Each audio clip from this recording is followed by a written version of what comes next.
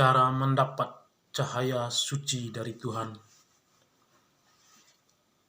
Anda harus lembut dan Anda harus pasrah. Tanpa keduanya itu, tidak mungkin kita mendapat cahaya suci dari Tuhan.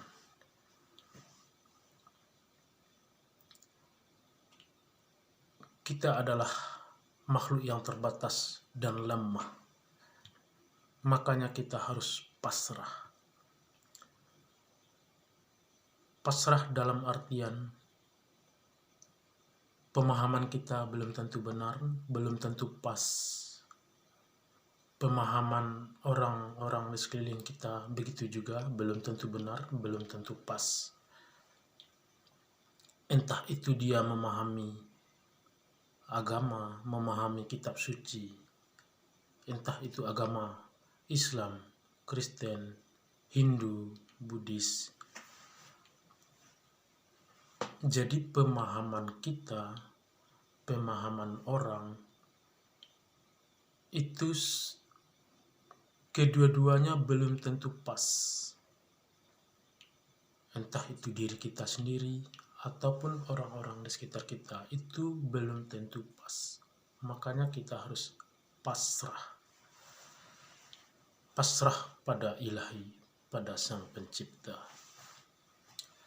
Karena orang di sekeliling kita ataupun kita sendiri bisa jadi keliru dalam memahami kitab suci atau agama.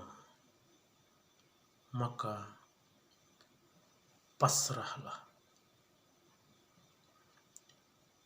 Kitab suci agama apapun, entah itu kitab suci Hindu, Buddha, Islam, Kristen, itu misterius dan dalam, dan kita bisa saja keliru dalam memahaminya. Misterius tapi juga mempesona, itulah kitab suci, itulah agama, itulah Tuhan. Jadi kita tidak perlu ngotot mengatakan kita yang paling benar, kita yang paling pas dalam memahami kitab suci, memahami agama. Karena bisa saja kita tidak pas, bisa saja kita keliru. Makanya kita harus berpasrah. Pasrah pada Ilahi, pasrah pada Sang Pencipta, pasrah pada alam semesta.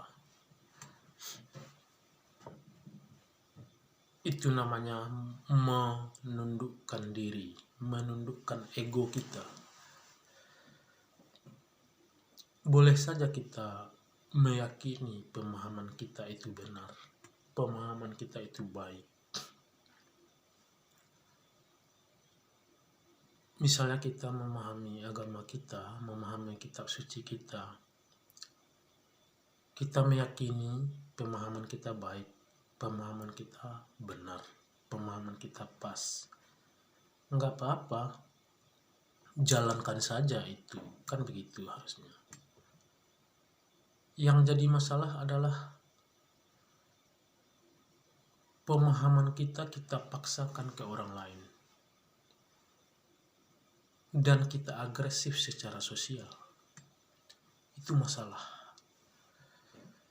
Tapi kalau kita menjalankan saja tanpa membawa orang, mempengaruhi orang, mengajak-ngajak orang, apalagi menyalahkan orang, itu bisa jadi masalah. Karena seperti yang saya katakan tadi, kita bisa saja tidak pas, kita bisa saja keliru, kita bisa saja salah dalam memahami agama dan kitab suci. Begitulah seharusnya kita hidup di dunia ini, supaya alam semesta ini tidak riuh lagi, tidak gonjang-ganjing, ribut sana sini, mana yang paling benar, mana ini. agama itu salah, itu capek. Akhirnya kita nggak tahu juga kesejatiannya akhirnya. Padahal yang sejati itu adalah kepasrahan itu sendiri. Thank you.